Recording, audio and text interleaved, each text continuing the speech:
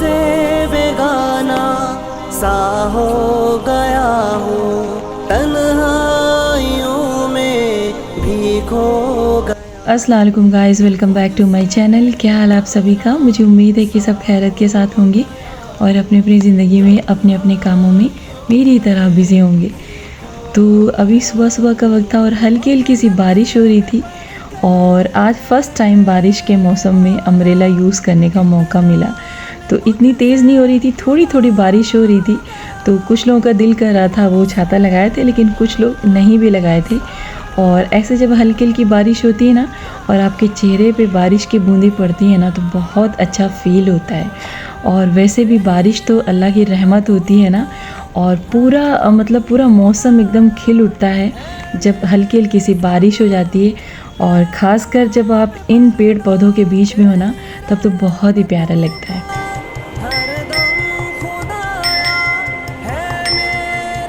तो चले जी, घर आ चुके थे और अभी मैं बनाने जा रही थी चिकन। और आज मैंने सोचा कि थोड़ा सा कुछ नया ट्राई करते हैं। तो यहाँ पर तो सबसे पहले मैंने काली मिर्च को कूट लिया था ओखली में। तो बहुत ज़्यादा फ़ाइन मैंने पाउडर नहीं बनाया है, हल्का सा दरदरा ही रखा है। तो यहाँ पर मैंने काली मिर्च ले लिया था और थोड़ी सी दही है, थोड़ी सी कुटी लाल मिर्च है और ये मैदा है।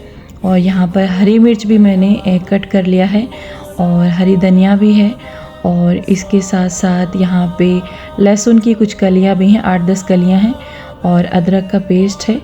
और साथ ही साथ इसमें नमक भी है। और सबसे ज़्यादा ज़रूरी जो चीज़ है इसमें वो है ये बटर। तो बिना बटर के नहीं बनेगा और इसका नाम ही है ना गार्लिक बटर चिकन। और इसके साथ ये ब्लैक पेपर का जो कॉम्बिनेशन है ना, बहुत ही अच्छा जाएगा। तो चलिए जी, इसको रेडी करते हैं और सबसे पहले इसको मैरिनेट करते हैं। तो स्टेप बाय स्टेप सारी चीज़ें इसमें ऐड करते हैं और सबसे लास्ट में इसमें हम लेमन भी ऐड करेंगे, क्योंकि जब तक आप लेमन नहीं ऐड करते हैं ऐसी चीज़ों का जो टेस्ट होता है ना, मुझे लगता है कि अधूरा सा रहता है। तो यहाँ पर मैंने सिर्फ अदरक का ही पेस्ट लिया था और लहसुन का पेस्ट इसलिए नहीं लिया क्योंकि लहसुन ऑलरेडी बहुत ज़्यादा मैंने कट किया है। और अगर इसमें पेस्ट भी ऐड कर देंगे तो बहुत ज़्यादा इसमें लहसुन का जो है फ्लेवर आएगा। तो फ़िलहाल अगर आपको इस तरीके से कुछ चीज़ें बनानी हो तो आपको बैलेंस करके जो है उसमें चीज़ें ऐड करनी होती हैं। तो इसलिए मैंने इसमें पेस्ट नहीं ऐड किया। और इस वक्त टाइम सुबह के तकरीबन 9 साढ़े 9 के करीब हो रहे थे। तो सबसे पहले पैन में हम बटर को फैलाएंगे और उसके बाद में इसमें चिकन को रखेंगे और इसको अच्छे से फ्राई करेंगे। तो जब भी आपको इस तरह चिकन फ्राई करना हो तो हमेशा इसको स्लो ही आंच पे रखिए, क्योंकि बहुत ज़्यादा तेज़ कर देंगे आंच ना तो ये ऊपर से तो आपको लगेगा कि हाँ बन गया है, लेकिन अंदर से ये सॉफ्ट नहीं हो पाएगा। तो जब भी आप इस तरीके से चिकन को फ्राई करें ना, तो कोशिश करिए कि आप उसको बटर में ही फ्राई करें, क्योंकि उसका टेस्ट बहुत अच्छा आता है और दूसरी बात बहुत ज़्यादा सॉफ्ट हो जाता है।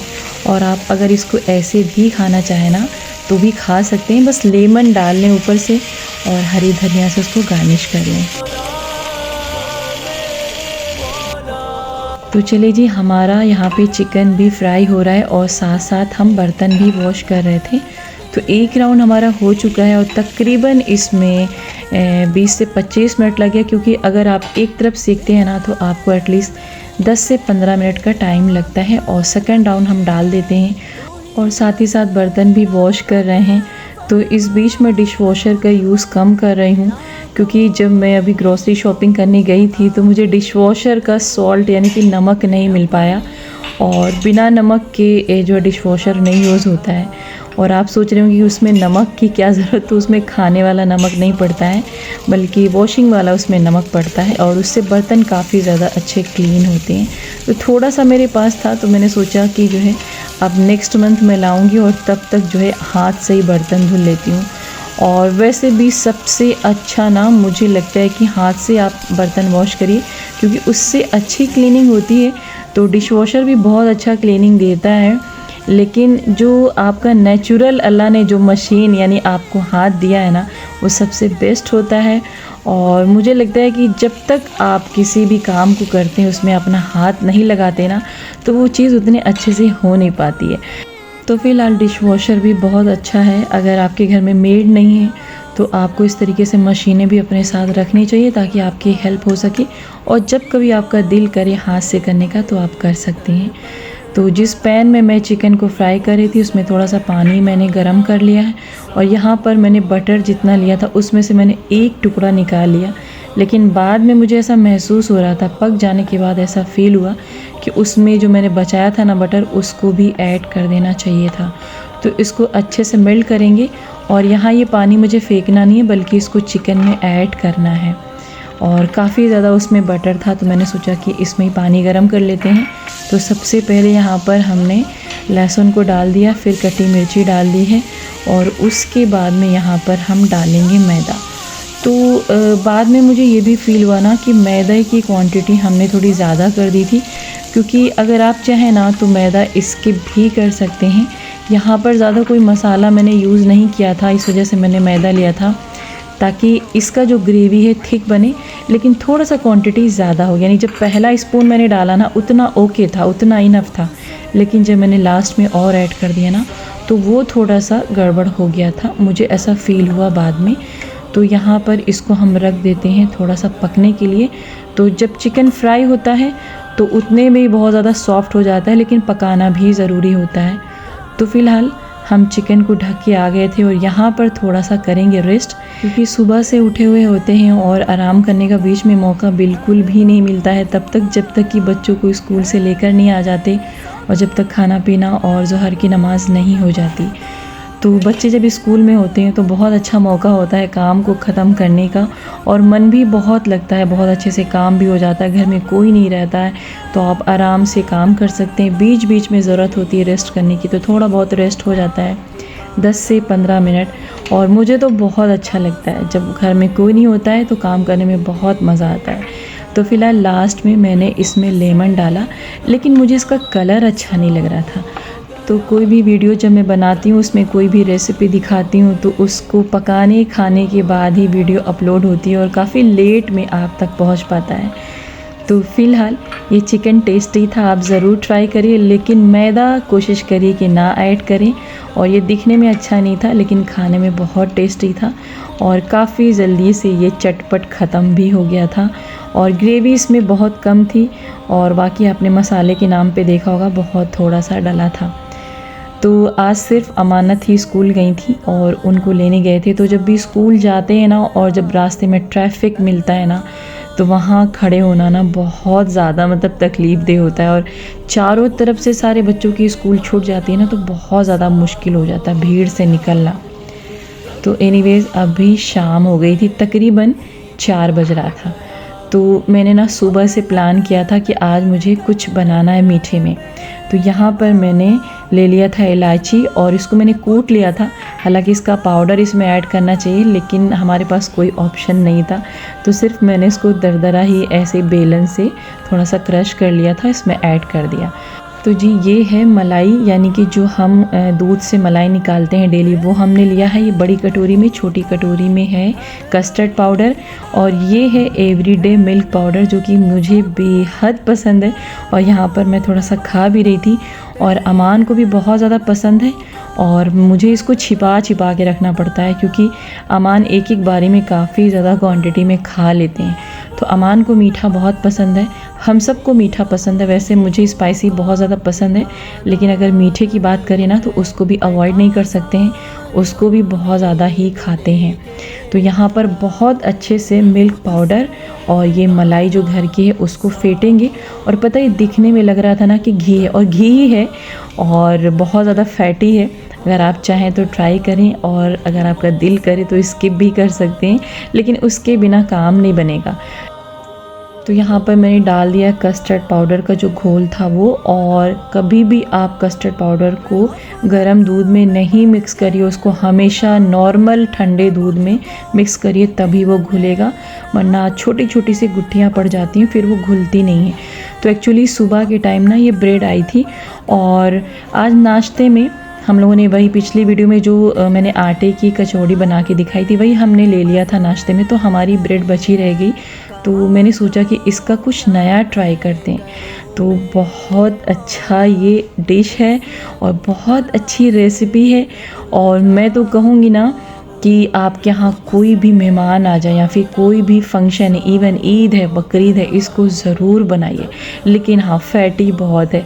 आप खुद देख सकते हैं कि पूरा का पूरा ये मलाई है और यहाँ पर आपका दूध है और जो कि पूरा मलाई से भरपूर है और इलायची पाउडर है और इसमें काफ़ी चीज़ें मिक्स हैं। और अगर आप चाहें तो इसमें ड्राई फ्रूट्स और मिक्स कर सकते हैं, क्योंकि बिना ड्राई फ्रूट्स के कोई भी चीज़ अगर आप बनाते हैं ना तो अधूरा सा रहता है। और जब तक ड्राई फ्रूट्स नहीं ऐड करते हैं ना तो उसमें चार चांद नहीं लगते हैं। तो सबसे पहले ब्रेड के किनारों को कट करेंगे और उसके बाद में यहाँ पर इसको अच्छे से स्प्रेड करेंगे जो भी मलाई है। और अगर आप चाहें तो मलाई के साथ थोड़ा सा शुगर भी ऐड कर सकते हैं, लेकिन ऑलरेडी हम दूध में काफ़ी ज़्यादा चीनी मिक्स कर चुके थे, इस वजह से हमने इसमें नहीं लिया। और यहाँ पर एक हाथ में मैंने मोबाइल पकड़ा है तो अच्छे से कट नहीं हो पा रहा था। तो इसको जैसे चाहें आप शेप दे सकते हैं। तो एक ब्रेड पे मैंने यहाँ पे मलाई फैलाया है और दूसरी वाली ब्रेड को उससे मैंने कवर कर दिया। तो इसको मैंने क्यूब के शेप में काटा है। अगर आप चाहें तो इसको ट्रायंगल शेप में भी काट सकते हैं और अगर दिल करे ना तो पूरा ही पीस आप रख सकते हैं। और पता है ये जो दूध है ना, इतना अच्छा इसका स्मेल आ रहा था ना, क्योंकि आप जब दूध डालते हैं उसमें इलायची पाउडर डालते हैं ना तो उसका जो फ्लेवर आता है ना, उसका जो स्मेल आता है ना, वो लाजवाब होता है। और मैं ना इसको चला रही थी और मेरा दिल कर रहा था ना कि मैं कुल्हड़ वाली आइसक्रीम बनाऊं, क्योंकि बिल्कुल वैसा इसका जो है स्मेल आ रहा था, बहुत ही अच्छा और दिखने में बहुत प्यारा लग रहा था। तो कस्टर्ड पाउडर जैसे आप डालते हैं ना तो ये गाढ़ा होने लगता है। तो मैंने बहुत ज़्यादा गाढ़ा नहीं किया, क्योंकि हमने यहाँ पे 2 ट्रे लिया था और दोनों के हिसाब से मुझे इसको बैलेंस करना था। और इसके साथ साथ इसको फ्रीज़ के अंदर भी ऐड करना है, तो ये जो लिक्विड है ना वो थिक हो जाएगा। तो एक चीज़ है ना कि जब भी आप इसके ऊपर डालें ना तो हमेशा थोड़ा सा उसको ठंडा ही कर लें। तो आज मैंने ध्यान नहीं दिया, थोड़ा ही गुनगुना था, बट ठीक था, टूटेगा नहीं।